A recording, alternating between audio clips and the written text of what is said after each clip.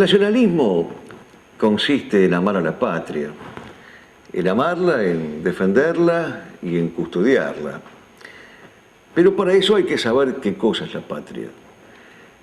Y la patria es la tierra que el Señor Dios nos da, dice el libro del Génesis, para que seamos capaces de cultivarla y de guardarla. Y para que cultivándola y guardándola seamos felices en esa tierra que el Señor Dios nos da. De modo que está muy bien decir que el nacionalismo es el amor a la patria, la defensa, la preservación, la custodia de la patria. Pero siempre y cuando no nos equivoquemos en la definición de la patria. Y para no equivocarnos en la definición de la patria tiene que haber una mirada sobrenatural de la misma. La patria como una tierra puesta por Dios, querida y creada por Dios, plantada por Dios. Por lo tanto, el único modo posible de amar a esa patria, de defenderla, de custodiarla, de preservarla, es forjarla como Dios la creó, restituirla, reivindicarla, rehabilitarla, restaurarla en el plan de Dios.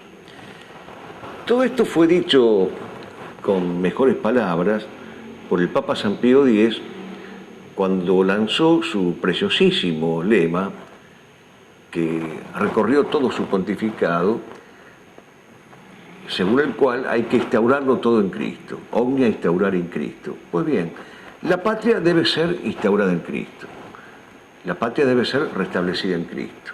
Esa patria que Dios fundó, esa patria que Dios plantó, Dios la fundó sobre la tierra, dice Bernardes, esa patria, y ante esa patria, lo que tiene que hacer un nacionalista es restaurarla en Cristo. Ahora, esta idea de la instauración de todas las realidades temporales en Cristo, incluyendo la realidad temporal de la patria, recorre todo el magisterio de la Iglesia. Porque el Papa Pío XI, cuando promulga la encíclica Quas Prima sobre la recesía de Cristo, una de las cosas que dice justamente es esa, que la recesía de Cristo abarca no solamente lo espiritual, sino también lo temporal, las realidades carnales. En la misma línea que el Papa San Pío X planteaba su necesidad de instaurar todo en Cristo. Y fue Juan Pablo II el que lanzó también, cuando comenzó su pontificado, esa idea de abrir de par en par las puertas a Cristo, las puertas de la política, las puertas de la economía, las puertas de la educación, las puertas de la cultura, etc. Entonces, el nacionalismo busca eso. El nacionalismo busca amar a la patria, defender a la patria, custodiar a la patria, pero partiendo de la base de que la patria es la tierra que el Señor Dios nos dio. Y que por lo tanto lo que nos corresponde a nosotros es restituirle esa patria a Dios, tal como Dios nos la entregó en custodia. Y el mejor modo de restituirle esa patria a Dios es instaurando todas las cosas de la patria en Cristo, abriendo de par en par las puertas a Cristo. Eso es para mí el nacionalismo. Es decir, el nacionalismo será católico o no será. Porque sin esta adjetivación y sin esta sustantivación que le da lo católico, el nacionalismo termina en cualquier desviación o empieza en cualquier desquicio. El nacionalismo tiene un paisaje natural que es la nación, el sitio en el que se ha nacido, y en ese paisaje natural el nacionalismo trabaja. Pero precisamente porque el nacionalismo respeta la idea del amor a la patria, sabe, admite que hay otros nacionalismos. No me refiero a otros nacionalismos en el sentido ideológico, sino otros amores a las respectivas patrias en las cuales Dios nos coloca. Y por eso José Antonio Primo de Rivera, en una sintética definición, decía que la patria es la unidad de destino en lo universal. Estamos abiertos a la universalidad. Y por lo tanto, nosotros respetamos la existencia de otros nacionalismos de otras naciones. Queremos para nuestra Argentina el mismo amor a la verdadera patria que pueden y suelen y saben tener otros patriotas, sean españoles o italianos o franceses. El nacionalismo tiene tres pilares fundamentales, que son las tres filiaciones del hombre. Hay una filiación divina, hay una filiación histórica y hay una filiación carnal. Es decir, el nacionalismo busca el amor a Dios, el amor obediencial a Dios, el amor a la patria y el amor al hogar. son los tres grandes pilares del nacionalismo, en consonancia con las tres filiaciones que todo hombre tiene. Pero también el nacionalismo busca resguardar los trascendentales del ser, es decir, la verdad, el bien y la belleza. Entonces, no hay nacionalismo si no hay amor por la verdad, amor por el bien y amor por la belleza. No hay nacionalismo si no hay respeto a Dios, a la patria y al lugar, que son los verdaderos pilares. En cuanto a los personajes históricos,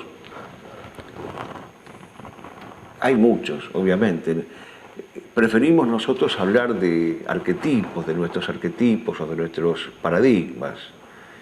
Ciertamente, si nos vamos, por ejemplo, al siglo XIX, hay grandes figuras en la Argentina como Saavedra, Belgrano, Güemes, San Martín, y por supuesto el paradigma por antonomasia que es don Juan Manuel de Rosas, desde ya.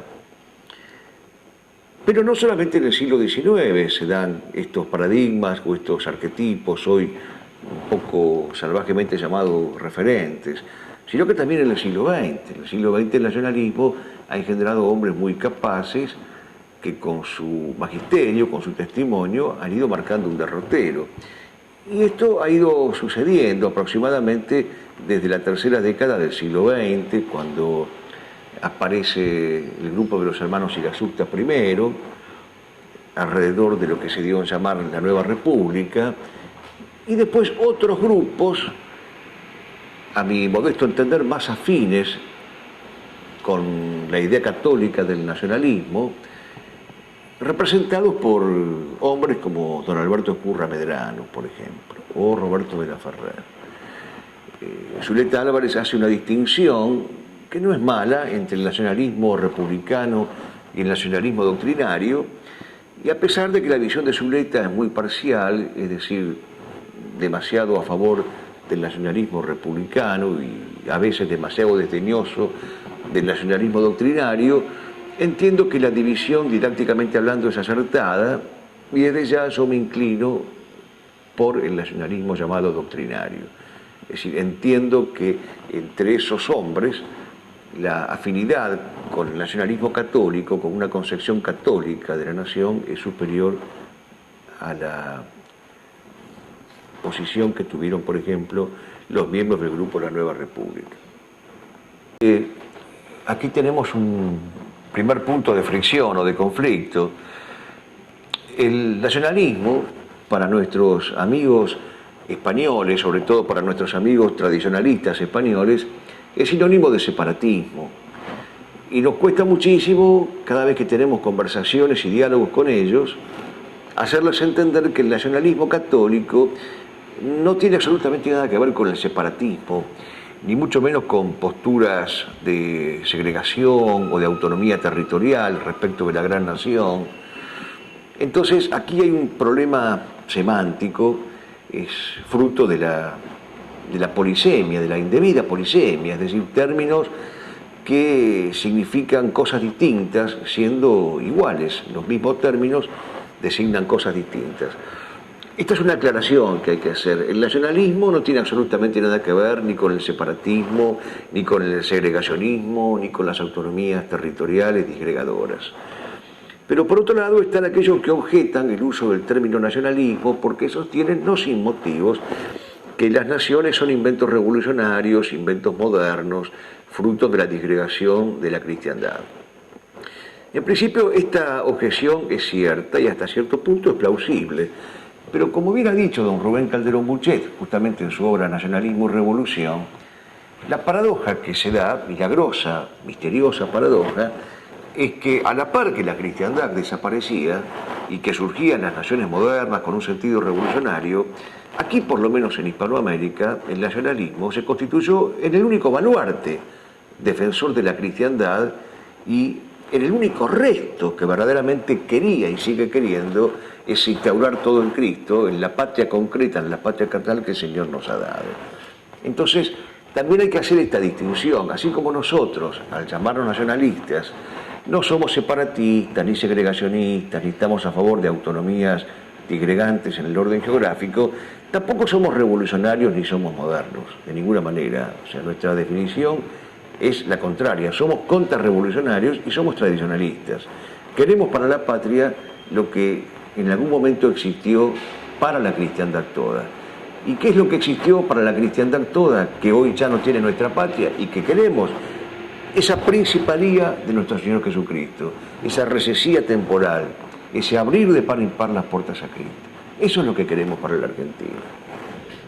Desde ya que hay un nacionalismo de sacristía, un nacionalismo faccioso, un nacionalismo que es chauvinismo, que está demasiado arraigado en ciertos sectores, aún en sectores próximos, y que olvida, diluye o traiciona ese concepto de patria grande. En mi opinión, esto es un error. Y creo sinceramente que el concepto sanmartiniano y el concepto rosista de la gran nación americana, o por lo menos del virreinato del Río de la Plata, es un concepto válido, vigente y que debe ser resguardado.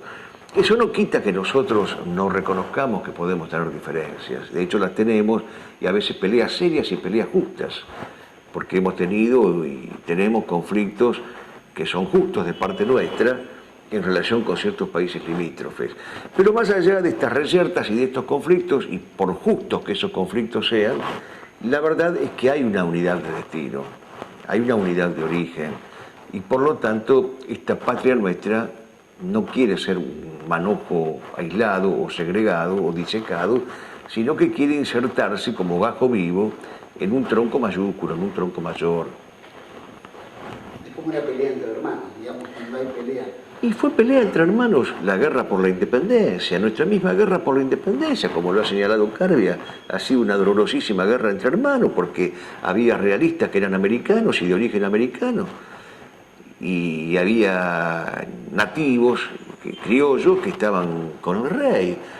Fue una dolorosa pelea entre hermanos. Ahora, en algún momento, algunos de estos hermanos se convierten peligrosamente en caínes, y en ese caso no queda otra forma de defensa más que sosteniendo lo propio, aún por encima de los intentos de latrocinio o de homicidio.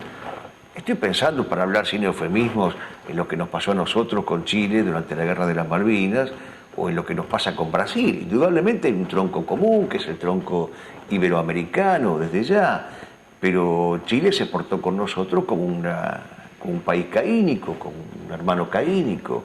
Lo mismo ha pasado con Brasil y su expansionismo absolutamente desproporcionado e injusto.